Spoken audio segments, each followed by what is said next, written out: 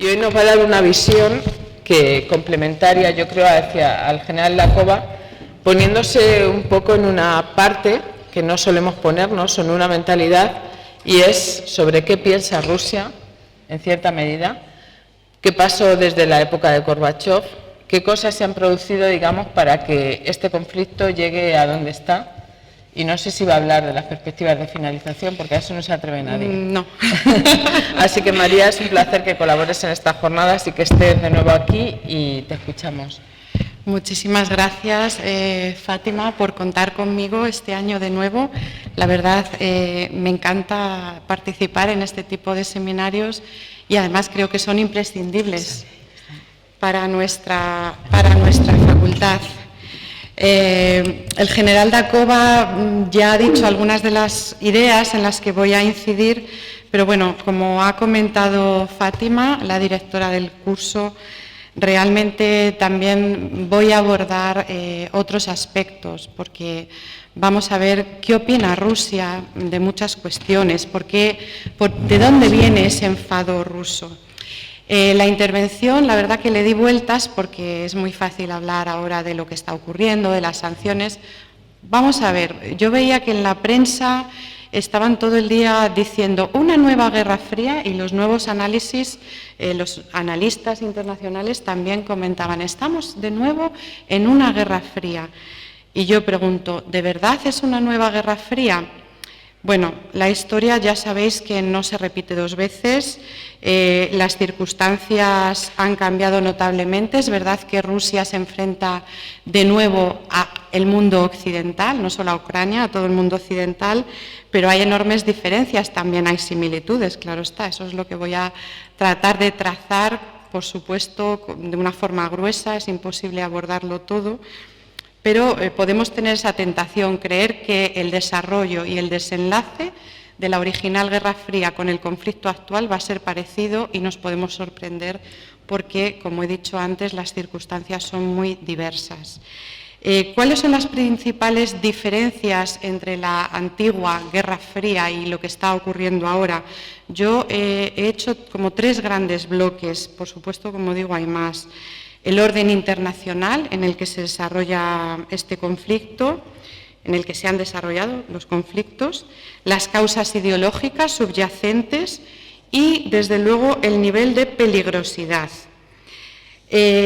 Vamos a ver qué ocurría en la antigua Guerra Fría, cómo se desató esta Guerra Fría. Bueno, pues el orden internacional fue completamente distinto.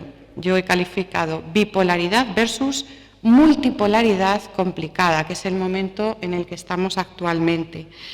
Yo creo que casi sobraría contar a los alumnos de estudios internacionales cómo se llegó a la bipolaridad, pero bueno, ya sabemos que emerge tras un conflicto mundial de gran magnitud, una hecatombe internacional, donde esta guerra deja a dos grandes potencias, Estados Unidos y la Unión Soviética, ideológicamente opuestos, que se van a enfrentar con modus operandi completamente distinto para abordar las relaciones internacionales y que tratan de dominar y de controlar geoestratégicamente toda la sociedad internacional del momento, creando amplias esferas de influencia.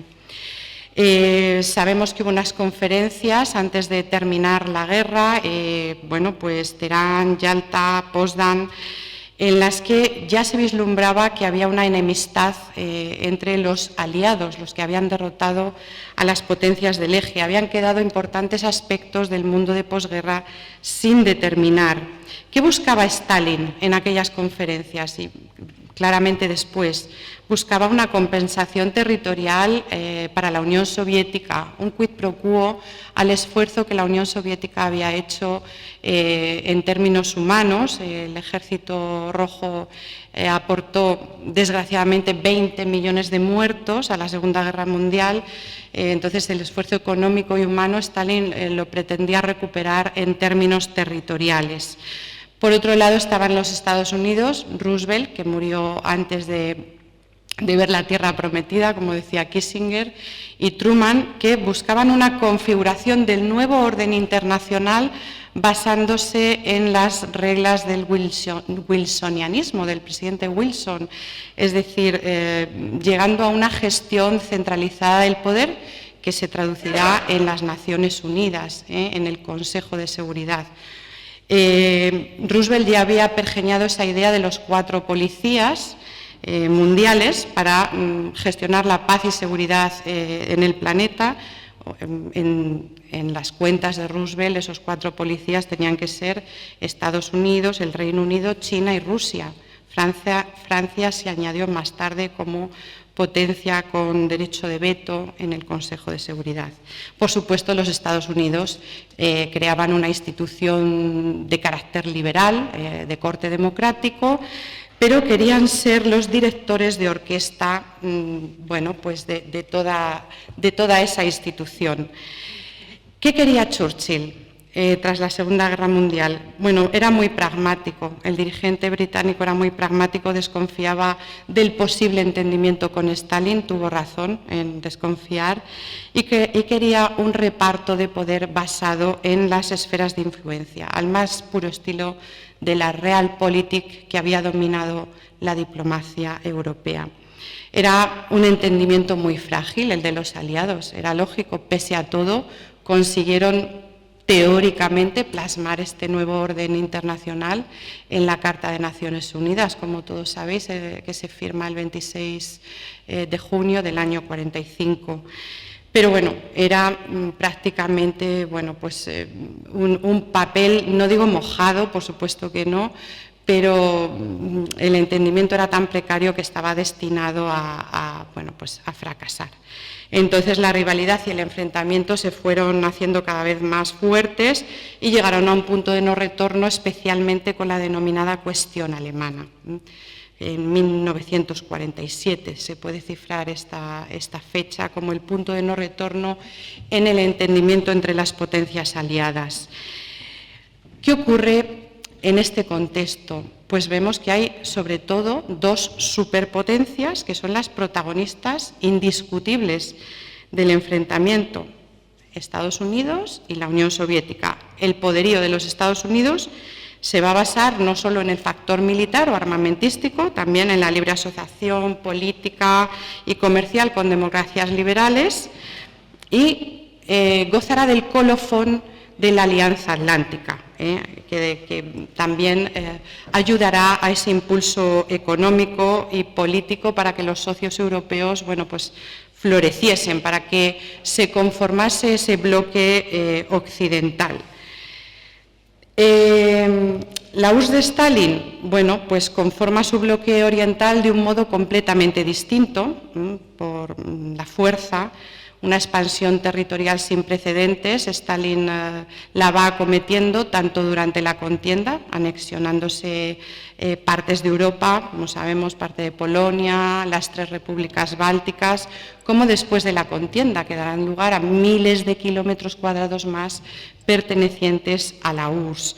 Por otro lado, pues también tuvo un control político que fue haciendo a través de los denominados tratados de amistad y cooperación, y con los que forma pues toda esa red de estados satélite que estaban fundamentalmente en Europa central y oriental, y a los que domina con mano de hierro. En esta etapa tan peligrosa, la paridad nuclear, que al principio ya sabemos que solo Estados Unidos gozaba de el arma nuclear, digo gozaba por decir un adjetivo, pero habría que poner otro. Esa paridad no tarda en llegar y los años 50 son los más peligrosos, donde está, ya lo ha dicho el general Dakova, esa posible respuesta masiva del bloque occidental, que quiere decir que si hay algún ataque por parte de la Unión Soviética a Europa Occidental, la OTAN iba a responder en primer lugar y siempre con armas nucleares. Toda esta tensión se va minorando, hay momentos álgidos, como la crisis de los misiles en Cuba en el año 62, pero ya en la década de los 70 y de los 80 vemos que la distensión es cada vez más evidente, que el sistema comunista pues no no es capaz de resistir el paso del tiempo, que está a punto de colapsar. Y aunque Reagan, el presidente Reagan, no sé si os suena a todos, creo que sí, ¿verdad? Al principio fue muy duro en su relación con la Unión Soviética, en su reelección, en el segundo mandato, todo comienza a cambiar, consigue un buen entendimiento con Mikhail Gorbachev, que ha muerto recientemente y que, como sabéis, fue el mandatario soviético que, con sus políticas de transparencia y de renovación, pues consiguió ser el puntal para acabar con el sistema comunista y acabar con la división de Europa, en definitiva. Bueno, como veis, en unos minutos os he contado muy grosso modo qué ocurrió durante la Guerra Fría, cuál era el orden internacional de la Guerra Fría. Sin embargo, la invasión de Ucrania por parte de Rusia se va a dar en un contexto completamente diferente. Es un orden multipolar sin un conflicto mundial que lo preceda. Veníamos de una etapa unipolar de hegemonía prácticamente total de los Estados Unidos. Tras esa etapa, o casi durante la misma, hay un ascenso sin precedentes en la política y en la economía de China y también de otros estados asiáticos, ¿no? Todo esto ha cambiado la balanza o el eje de interés hacia Asia. ¿Qué dos tendencias hay que destacar en este nuevo orden multipolar? Pues son dos tendencias que a mí personalmente me resultan inquietantes. La primera, a la que ha aludido también el general da Cova, es la desoccidentalización del mundo. Se percibe un declive de los principios y del liderazgo occidental en la escena internacional, provocados precisamente, bueno, pues por ese giro hacia Asia del poder económico, sobre todo. Muchas de las nuevas potencias en ascenso desconsideran los valores propugnados por Occidente, pues los valores relativos a democracia, derechos humanos, estados de derecho, etcétera. Es decir, estos nuevos estados emergentes juegan o quieren jugar, bueno, pues con otros parámetros distintos a la visión política que Occidente había trazado en sus instituciones, especialmente tras 1945. Voy a decir una frase que me gusta del general Pardo de Santayana, que ha estudiado mucho este aspecto de la desoccidentalización, y él dice que la desoccidentalización del mundo no es una buena noticia. A nosotros nos cuesta entender la visión del resto del mundo. Para nosotros, como ha dicho antes también en general, la democracia es el mejor de los sistemas posibles, pero no para todo el planeta es así. Es un orden también con tintes de neoimperialismo. ¿Por qué? Bueno, pues porque las dos principales potencias autocráticas, dictatoriales, en definitiva, que son Rusia y China, se muestran cada vez más asertivas, más desafiantes, más reivindicativas. Y todo esto ha ido en aumento. Ya hemos visto que Putin no ha dudado en emplear la fuerza cuando lo ha considerado oportuno. China se mantiene en un plano un poco más discreto, pero también emplea la fuerza, comete deslices que son, desde luego, ilegalidades internacionales, pero en su ámbito regional, sobre todo en el mar de China. Y no sabemos si con Taiwán estará dispuesto a emplear la fuerza, parece que sí. Entonces, ¿cuál es la principal similitud que encontramos en esta situación y la anterior? Bueno, pues la principal similitud es que, de nuevo, Occidente se enfrenta a Rusia. Sí, la guerra se libra en Ucrania, pero al final es una guerra entre todo Occidente y Rusia. Y, sin embargo, los verdaderos protagonistas de una guerra fría no son Rusia ni Occidente.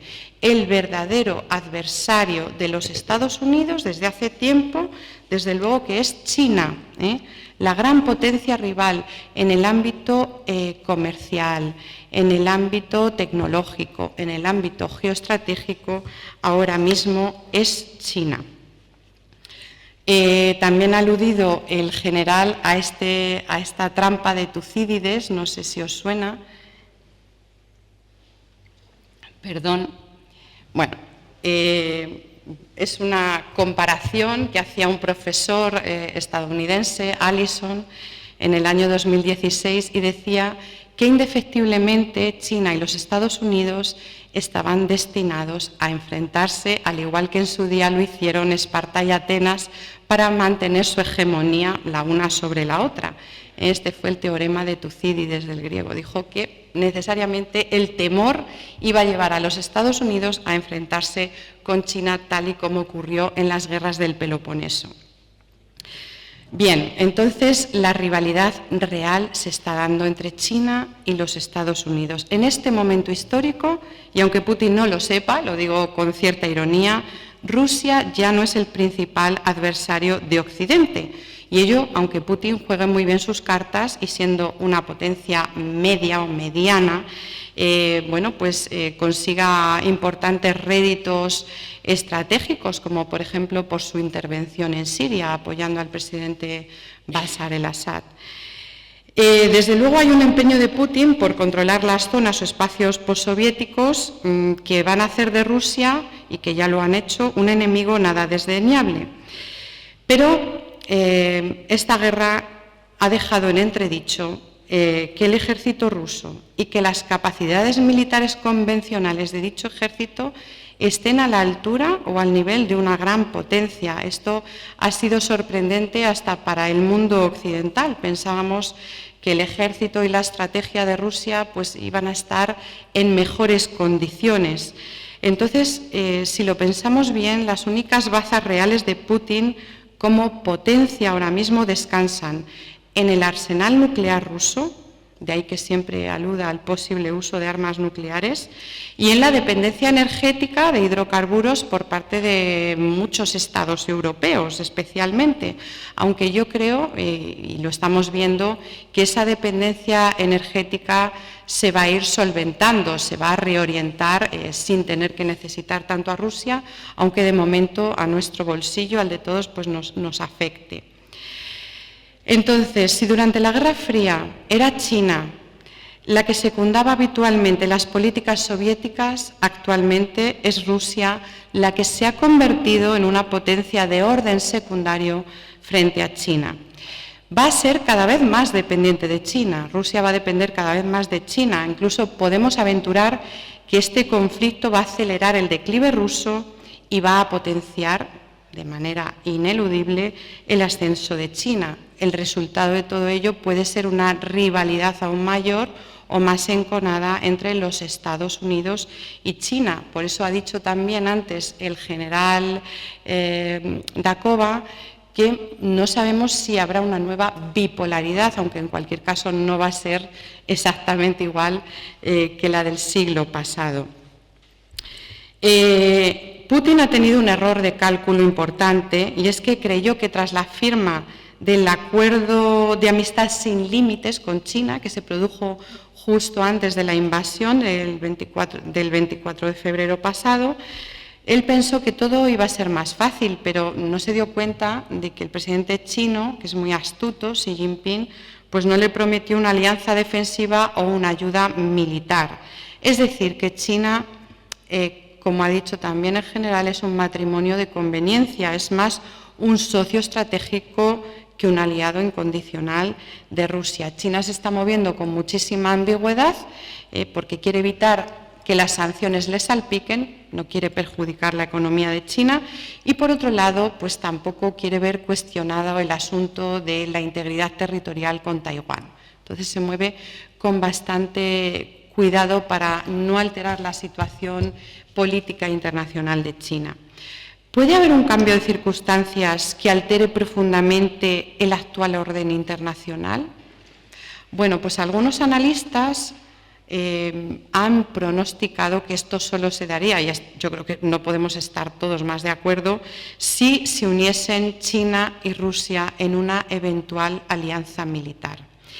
Si esto ocurriese, sí que se alteraría profundamente el orden internacional que estamos teniendo, es decir, el orden internacional tal y como lo conocemos. Debemos tener en cuenta necesariamente esta variable, ¿eh? Y también los Estados Unidos, que como también ha dicho el general anteriormente, ahora mismo tiene una sociedad profundamente dividida y eso le impide probablemente tener un liderazgo más determinado, también lo debe tener en cuenta. No sabemos si esto podrá ocurrir en el futuro.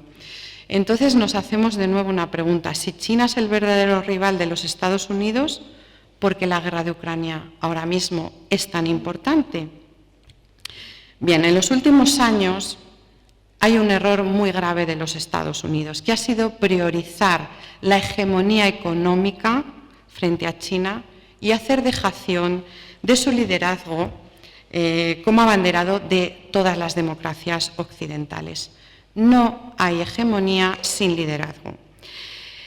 De hecho, podemos pensar que las circunstancias en las que se ha producido esta invasión rusa de Ucrania no son casuales. ¿Por qué? Porque los Estados Unidos han ido dando muestras pues de pérdida de peso, de poder, de liderazgo internacional.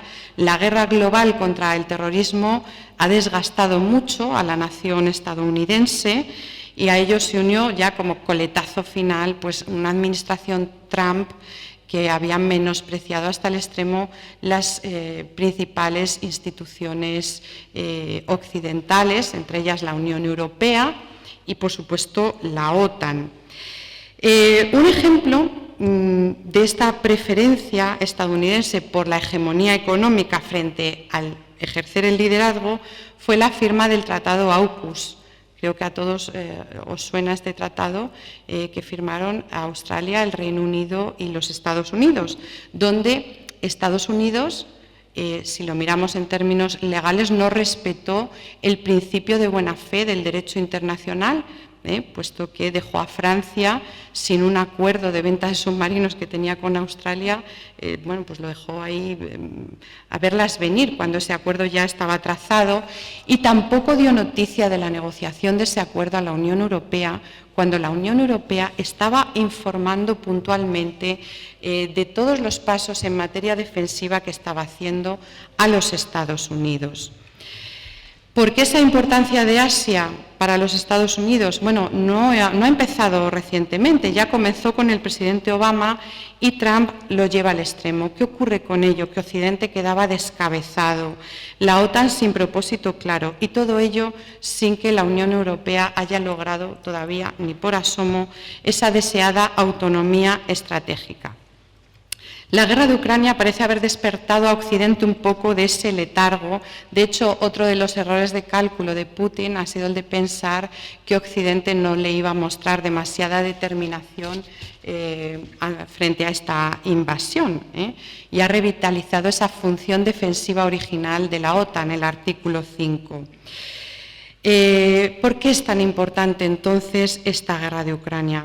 Bueno, Ucrania se ha convertido en un examen ineludible para que Occidente mantenga su credibilidad y preponderancia internacionales. El declive de Occidente y la pérdida de liderazgo de los Estados Unidos van a tener su test definitivo en esta guerra de Ucrania y necesariamente se requiere aprobar con buena nota. Entonces, aunque la rivalidad se establezca con China, este paso es, como digo, ineludible. Conclusiones de esta primera diferencia: mundo multipolar complicado, se va a acentuar la rivalidad China-Estados Unidos, mientras que el declive ruso va a continuar su curso. El mundo no llegará exactamente a ser bipolar como lo fue en el momento de la Guerra Fría original, si acaso veremos cada vez un desacoplamiento, una menor dependencia económica, comercial, tecnológica entre las dos grandes potencias que tendrán sus respectivos estados afines. Vamos a la segunda gran diferencia, los motivos y objetivos del enfrentamiento. Bueno, pues en la primera Guerra Fría, en la original, desde luego la ideología era un factor fundamental. A día de hoy estamos hablando de otras cuestiones, no de la ideológica. Podemos hablar de nacionalismo ruso en el espacio postsoviético y también de revanchismo. Perdonen que bebo porque se me seca la garganta. ¿Cuánto tiempo tenemos, Fátima? Que voy siempre apretadísima de tiempo. 15 minutos más. Poquito. Bien. ¿Por qué no se entendieron, ya lo hemos dicho, las principales potencias aliadas en la Primera Guerra Fría? La cuestión realmente fue ideológica. Había un vacío de poder en toda Centro Europa, pero ambas se podían haber repartido, digámoslo así, ese pastel sin tener un enfrentamiento, lo que propició que no hubiese entendimiento político alguno, que no se pudiese llegar a acuerdos, era la distinta ideología, la del marxismo, en el caso de la Unión Soviética, y bueno, pues la ideología propia de las democracias liberales. Era una irreconciliable visión sobre el nuevo orden internacional. La actual animadversión de Rusia contra Occidente no proviene, lógicamente, del comunismo, sino, esto va a ser a lo mejor un poco difícil de explicar, del soberanismo concretado en el nacionalismo ruso y unido al resentimiento antioccidental por la pérdida de la Unión Soviética. El enfrentamiento actual, lógicamente, no se funda en el marxismo. A Putin no le preocupa para nada ya el marxismo. No pretende aplicar en Rusia una economía planificada, liberar a los pueblos de la opresión burguesa, ni instaurar la dictadura del proletariado. Rusia ya abrazó el capitalismo hace tiempo. Lo que no ha abrazado es la democracia, al igual que China, y ha variado sustancialmente la fórmula propia del capitalismo. Entonces, si el sistema económico ya no es objeto de enfrentamiento, la actual batalla ideológica se va a librar entre democracias y autocracias. Putin y Xi Jinping llaman a las democracias caos frente al orden público que teóricamente propician sus sistemas políticos autoritarios. Este enfrentamiento entre democracia y autocracia pues, va a carecer de fuerza popular que lo apoye. Yo no sé si los sistemas autocráticos, sus ciudadanos están dispuestos a defenderlos hasta la muerte, como ocurrió cuando despuntó la revolución bolchevique y muchos pueblos se adhirieron al comunismo ante lo que consideraban injusticias sociales o mal reparto de la economía y de la producción.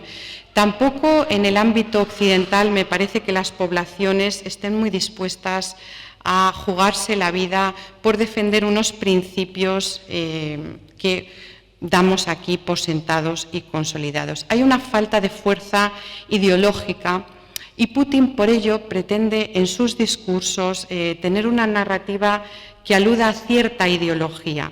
Por eso recalca al máximo aspectos nocivos de la democracia occidental, tanto en el plano externo como hacia sus propios ciudadanos. ¿Qué es lo que saca Putin a la palestra? Bueno, pues una lucha soterrada de la que se habla mucho más en redes sociales que en la política internacional, y que tiene que ver con la distinción entre los estados globalistas, lo que él llama élite corrupta occidental, que siguen los mismos dictados, todos ellos, y estados soberanistas o estados capaces de defender sus tradiciones patrióticas, religiosas y educativas, sin verse arrastrados por la homogeneización, ¡ay, qué difícil esta palabra!, sociocultural, neoliberal, que a veces se propugna incluso desde las Naciones Unidas, ¿no? Parece que todos nos vamos convirtiendo ideológicamente en lo mismo en todos los países occidentales, y eso es lo que Putin denuncia. No solo lo hace hacia la política exterior de las potencias occidentales, denuncia hipocresía, doble rasero en intervenciones como Kosovo, Irak, denuncia también la colonización de otros países por parte de los Estados Unidos, colonización económica o política, bajo los lemas estás conmigo o estás contra mí si no sigues mis dictados. También va más allá. Incide en dolorosas brechas que percibe abiertas en el interior de las sociedades democráticas y que le reportan, y eso lo sabe él y lo ha dicho en discursos, la simpatía y adhesión de muchos ciudadanos de Occidente. ¿Por qué? Pues porque algunos de estos ciudadanos consideran que muchas de las leyes actuales en Europa y en los Estados Unidos atentan contra valores histórico-nacionales o también contra el orden natural, destruyendo el humanismo cristiano en el que se gestó Occidente. Vamos a leer, para tener un ejemplo, el discurso que hizo Putin, una parte, claro, del 30 de septiembre con motivo de la anexión ilegal de esas 4 provincias ucranianas. Decía de Occidente: les importa un carajo el derecho natural de miles de millones de personas, la mayoría de la humanidad, a la libertad y la justicia, el derecho a determinar su propio futuro. Ya han pasado a la negación radical de los valores morales, religiosos y familiares. Permítanme repetir que la dictadura de las élites occidentales tiene como objetivo a todas las sociedades, incluso los propios ciudadanos de los países occidentales. Este es un desafío para todos. Esta renuncia completa a lo que significa ser humano, el derrocamiento de la fe y de los valores tradicionales y la supresión de la libertad, están llegando a parecerse a una religión al revés, puro satanismo. En fin, muy duras las palabras de Putin. Putin es consciente de que sus acciones y sus objetivos estratégicos necesitan un basamento ideológico, una justificación ideológica.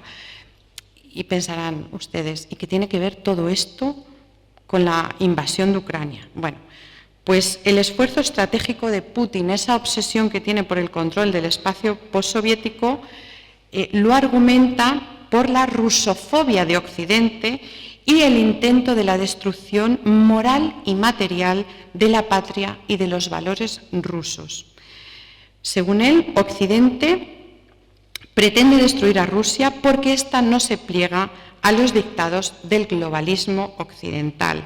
Este es el eslabón ideológico que a Putin no le falta en ninguno de sus discursos. De ahí que aluda a la desnazificación de Ucrania, que a todos nos sonó un poco raro desnazificar Ucrania. Para Putin la desnazificación es devolver a Ucrania hacia los valores rusos, puesto que estaba siendo colonizada desde Occidente.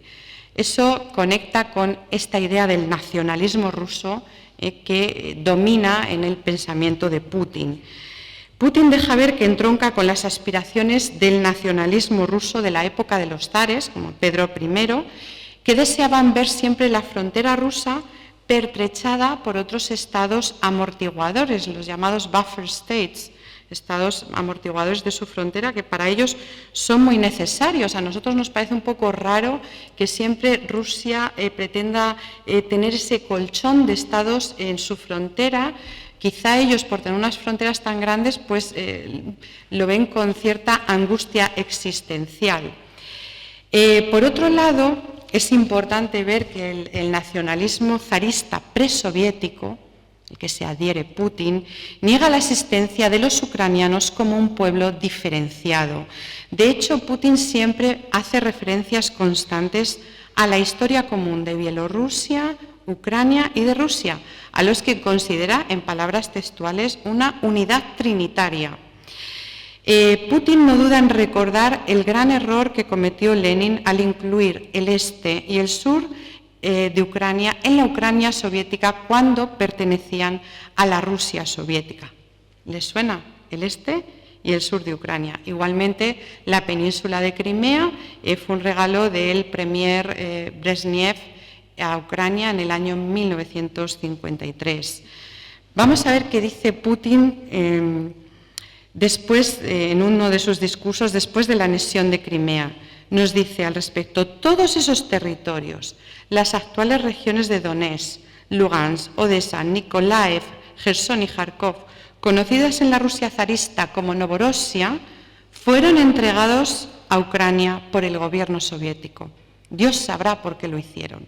Es decir, se lamenta de ese error.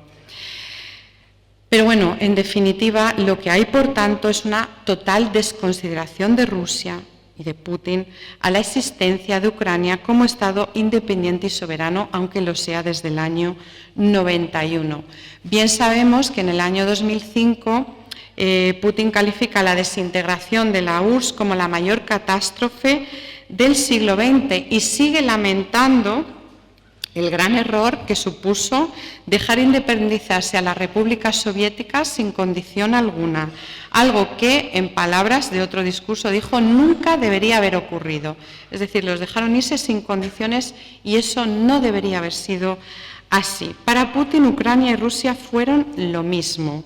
Él dice que era necesario reformar los sistemas político y económico de la Unión Soviética, había que luchar por la integridad territorial del Estado ruso, porque, aunque los bolcheviques lo llamaron Unión de Repúblicas, en realidad todo era Rusia. ¿Por qué entonces esta confrontación con Occidente? A la añoranza de la grandeza rusa y la exaltación del nacionalismo ruso se une el resentimiento hacia los vencedores de la Guerra Fría. Para Putin, el desastre del colapso de la Unión Soviética fue provocado por la debilidad de Mikhail Gorbachev, al que considera siempre un dirigente manipulado y engañado por un Occidente pérfido, taimado, que se aprovechó de la debilidad de la situación de aquel momento y que con ello pretendía humillar a Rusia hasta el extremo.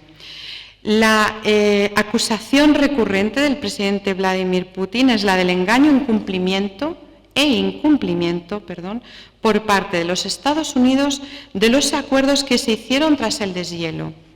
Es bien conocida, lo sacó a la luz en el ámbito académico una profesora estadounidense, Mary Ellis Sharot, la promesa rota que supuestamente le hizo el entonces secretario de Estado estadounidense de la administración Bush, James Baker, a Mikhail Gorbachev, cuando ambos se encontraban negociando la futura unificación alemana, allá por el 2 de febrero del año 90. Al parecer, y aunque solo se hayan encontrado unas notas manuscritas en los diarios de Baker de aquella reunión, en los que encontramos la frase «ni una pulgada al este» en inglés, el secretario de Estado le prometió verbalmente a este dirigente ruso, a Gorbachev, que la OTAN nunca jamás se iba a expandir al este. Como digo, la única referencia escrita que tenemos de esta promesa aparece en los manuscritos de James Baker. Estos se van desclasificando y salen a la luz.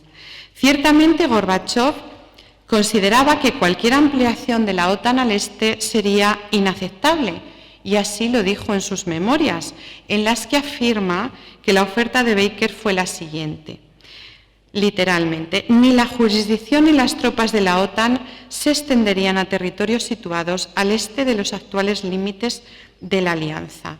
Realmente hay muchos indicios para pensar que esta promesa verbal se realizó. No lo sabemos. No hay un acuerdo escrito formal, pero hay indicios para pensar que esta promesa se hizo.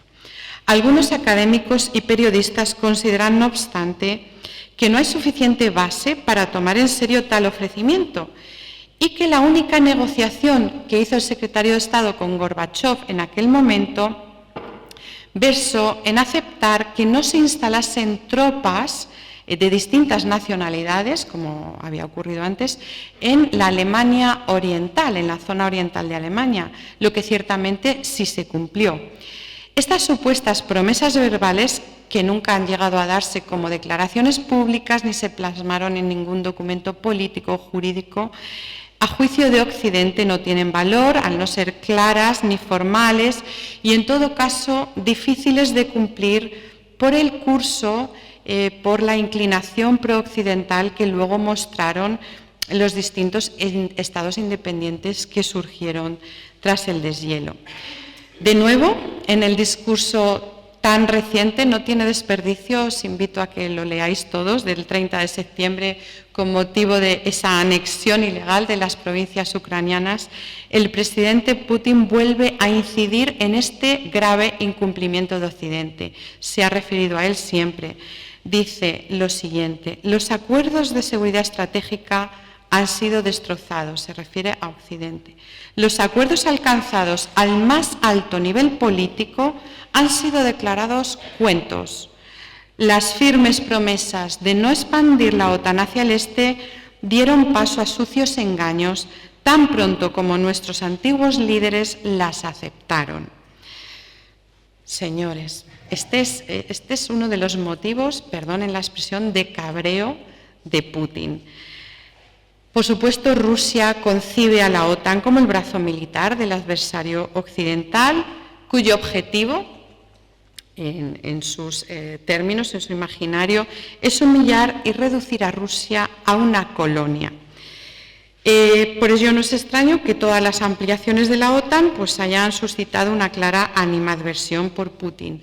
Si en el año 1997 en la OTAN se crea un Consejo OTAN-Rusia con una clara intención de entendernos entre todos, de llegar a consensos en los que en ese foro Rusia es prácticamente un miembro de facto de la OTAN, tiene voz pero no voto.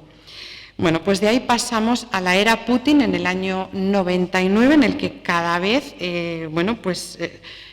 este dirigente va reivindicando un mayor peso y un mayor control de ese espacio postsoviético en el que sabemos que Rusia influye política, económica y geoestratégicamente, Sabemos que tiene la Comunidad de Estados Independientes, una alianza defensiva, el Tratado de la Organización para la Seguridad, la Unión Económica Eurasiática. No es que no tenga lazos suficientes con la región, con el espacio postsoviético, pero hay determinadas zonas que le interesan especialmente. Le interesan especialmente... Es que quiero abreviar, no sé cuánto tiempo. Ya estamos al límite. Le interesan especialmente y marcó las líneas rojas, o sea, ese muro infranqueable que no iba a permitir que sobrepasase la OTAN en precisamente Ucrania y Georgia. ¿Por qué? Bueno, pues son estados, pertenecían a la Unión de Repúblicas, que le permiten a Rusia tener acceso al mar Mediterráneo desde el Mar Negro, y Georgia en concreto pues es una zona bisagra intercontinental. Para él, Georgia y Ucrania eran líneas rojas infranqueables y lo ha hecho saber en numerosas ocasiones a la OTAN. ¿Qué ocurrió?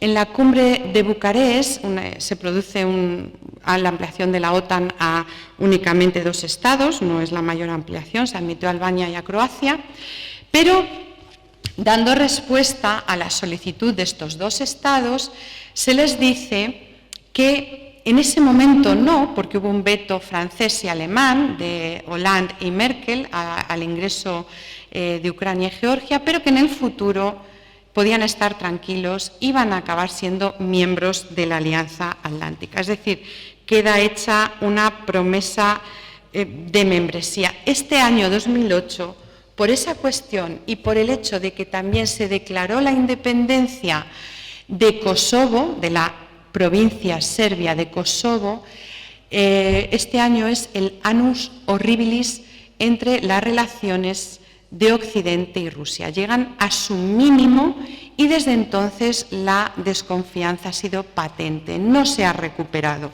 Es más, ha ido creciendo hasta el momento actual. No hace falta que diga todo lo que ha ocurrido después. De hecho, a partir de 2008 vemos cómo reacciona Putin, crea 2 conflictos congelados en Georgia, usa la fuerza en Ucrania, se anexiona Crimea, crea el conflicto en el Donbass y finalmente invade Ucrania en el año 2022 con un error de cálculo, sin duda, sobre el presidente Zelensky, al que creía que iba a desmantelar, a desalojar del poder en apenas 2 semanas, que iba a poder instaurar un gobierno títere, y eso no ha sido así. Putin planteó, por ello ya tenía decidida esta invasión y por ello planteó negociaciones inaceptables a la OTAN, como volver a las fronteras defensivas del año 1997 y solicitar a la OTAN por escrito que se comprometiese a no incluir nunca como miembros a Ucrania y a Georgia. No sé qué les parece a ustedes, pero esto en la doctrina Brezhnev de soberanía limitada que aplicaba la Unión Soviética está bien, pero a día de hoy, entre países independientes, pues era claramente inaceptable. La otra gran diferencia, señores, estamos en un mundo más complicado, fijaos si era complicado el de la Guerra Fría, pero yo creo que estamos en un nivel de peligrosidad mayor. El escenario es más volátil de lo que fue la Guerra Fría, donde la paridad nuclear consiguió la coexistencia pacífica. Ahora mismo lo que pueda ocurrir, no quiero alarmar, que todo el mundo duerma bien esta noche, por favor, pero el escenario, como digo, es más volátil y susceptible de empeorar en cualquier momento, especialmente si Putin se decidiese, Dios no lo quiera, a emplear armas nucleares. Y ya aquí lo dejo por motivos de tiempo. Muchísimas gracias.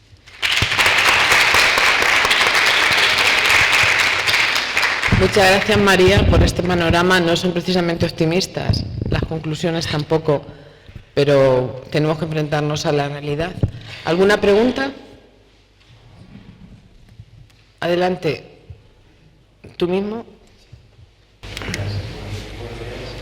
Sabiendo que en el sureste de Ucrania hay una mayoría rusa por etnia y últimamente se ha anexionado Rusia ha anexionado esa zona de Donbass, Crimea, es que Rusia no tiene derecho a reclamarlo una vez que fue suya. Y otra pregunta es, en el caso de que en Ucrania se formase un gobierno títere de Rusia, ¿cómo afectaría eso a Occidente?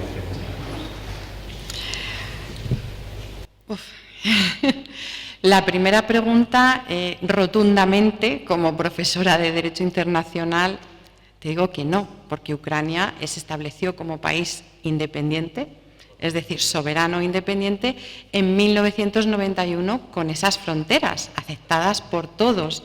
Si cuestionamos las fronteras cada X años, nos veremos en guerras sin solución y sin fin.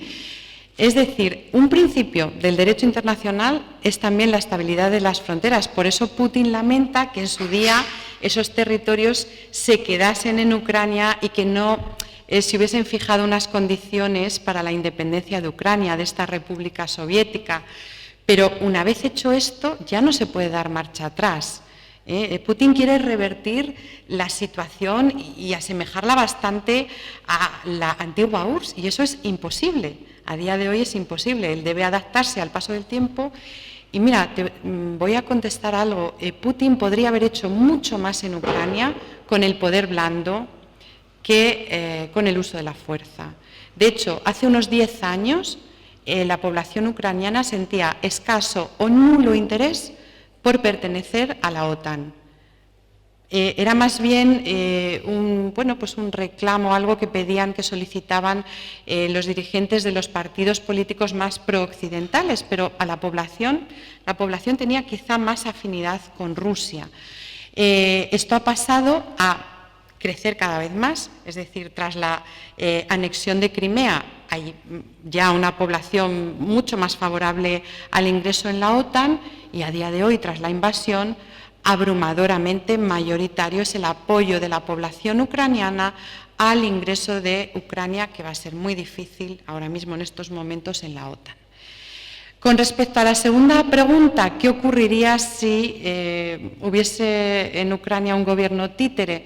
Bueno, en estos momentos va a ser difícil porque Occidente está poniendo toda la carne, permítanme la expresión coloquial, en el asador para que esto no ocurra. Si ocurre, bueno, pues tendremos un Lukashenko al estilo de Bielorrusia, tampoco habrá grandes consecuencias para ellos, pero sí para Occidente, que habrá quedado en entredicho y habrá dejado ver una debilidad que va a ser aprovechada por las autocracias, también por Rusia, aunque ahora sea el primo de China, o sea, el primo zumosol, como decía antes el general, ahora es China, no es Rusia, pero bueno, sobre todo esto afectaría más a la visión de Occidente por parte del resto del mundo, que es muy importante porque ese resto del mundo demográficamente ahora es más de la mitad del planeta, esos no alineados o alineados soterrados, como yo les llamo,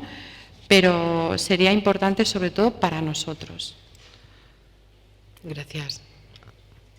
Sí, yo quería preguntar que siempre se habla mucho del tema de Putin y se va a quedar en el poder o no, porque la guerra tiene prácticamente perdida, de hecho no hay un programa de fuerza. Perdón, no te entiendo muy bien. Sucesor para Putin, porque lo que tiene al lado es que sean precisamente mucho más poderosos que Patrushev, por ejemplo, que es el Consejo de Seguridad, es muchísimo más radical que Putin, o Medvedev, que parecía un liberal y ahora es casi más o menos radical que Putin. Mi pregunta es, si nos interesaría a Europa que siguiera Putin en el poder o cambiarle por otro y dejarlo que fuera otro peor. Bueno, lo difícil es que Europa pueda influir para cambiar el curso de los acontecimientos políticos en Rusia. No dudo de que a lo mejor se intenta, pero va a ser difícil. Bueno, desde luego, los hombres que rodean a Putin demuestran tener una afinidad muy clara con él, Lavrov, etcétera, otros miembros del gobierno. Tendría que haber un cambio radical en el escenario político ruso para que viésemos a un dirigente ruso abierto a Occidente. En mi opinión, no sé qué opinará el resto, pero en mi opinión, Rusia, que podía haberse incorporado al ámbito occidental justo en el final de la Guerra Fría y que no quiso hacerlo, va a seguir manteniendo esa postura, la que llamaba Brzezinski solitariamente euroasiática. Pretende ser siempre una potencia y no quedarse como, bueno, pues como uno más dentro de la Unión Europea. Creo que es tan amplia Rusia, territorialmente hablando, tiene tanta capacidad energética, que yo creo que el próximo dirigente, no digo que sea como Putin, pero más o menos seguirá la línea de Putin. No creo que sea fácil instalar o que se instale en el poder un dirigente ruso pro-occidental. Si esa es un poco la idea que marcabas. Uno más radical. Bueno, esperemos que no, en todo caso, esperemos que no sea así, porque entonces ya sí que no sabemos qué es lo que puede ocurrir. No creo, pero no lo sé. En esto no tengo bola de cristal, no puedo aventurar nada al respecto. ¿Alguna otra pregunta? ¿Marta? ¿Sí?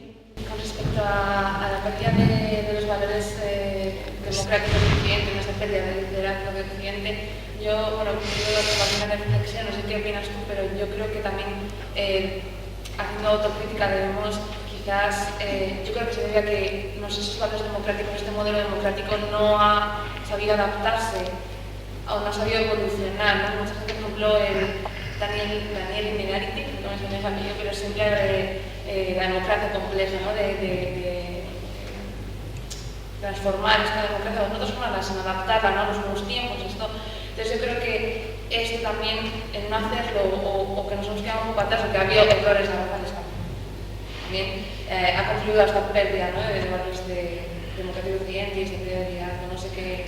Sí. Debemos avanzar un poco en ello y poner ahí la mira. Bueno, yo creo que, pero es una opinión, que el principal descrédito de las democracias occidentales ha sido la incoherencia. No podemos decir que vamos a defender los derechos humanos, urbi et orbi, y hacerlo solo donde nos interesa. Entonces, esto es lo que Putin denuncia claramente porque es cierto. Es cierto, es decir, yo no sé si la intervención en Kosovo pues, fue tan oportuna o legítima, desde luego fue ilegal, esto lo puedo asegurar desde el punto de vista del derecho internacional. No se puede realizar una intervención supuestamente por la guerra global contra el terrorismo e invadir un país como Irak.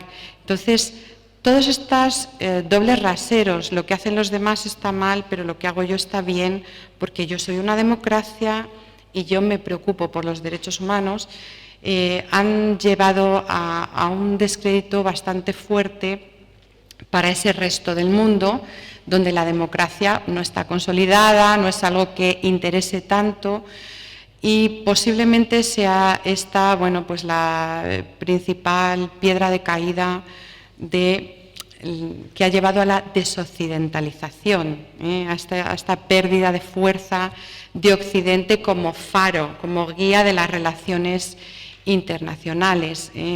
Hay un resto del mundo al que le interesa más la economía, simplemente, le interesa más obtener energía barata, la democracia no le interesa tanto, máxime si luego esa democracia se comporta de forma manifiestamente injusta en muchos casos.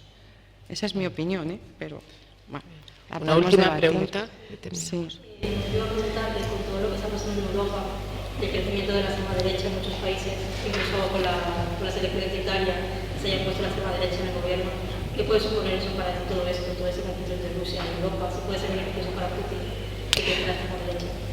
A ver, la división ya es una máxima muy conocida, ¿no? Julio César, divide y vencerás. Divide et impera. La división siempre va a beneficiar al adversario. Entonces, claro, si las distintas fuerzas políticas en Europa no van a ser capaces de entenderse, esto va a beneficiar sumamente a las autocracias, especialmente a Putin, pero más especialmente a China. La profunda división de la sociedad estadounidense, de la que hablaba también en la conferencia el general Dacova, es también sumamente preocupante.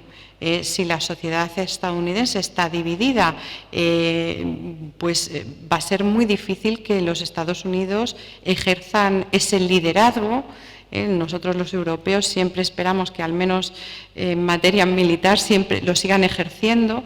Entonces, realmente la división facilita mucho que China ascienda sin complejos y que nos pueda imponer incluso en el futuro su sistema político y lo haga también sin cortapisas. Esto en un futuro lejano estoy hablando, si hubiese unos cambios muy dramáticos en el orden internacional. Muy bien. Pues muchas gracias, María, y vamos a pasar al último ponente. Gracias.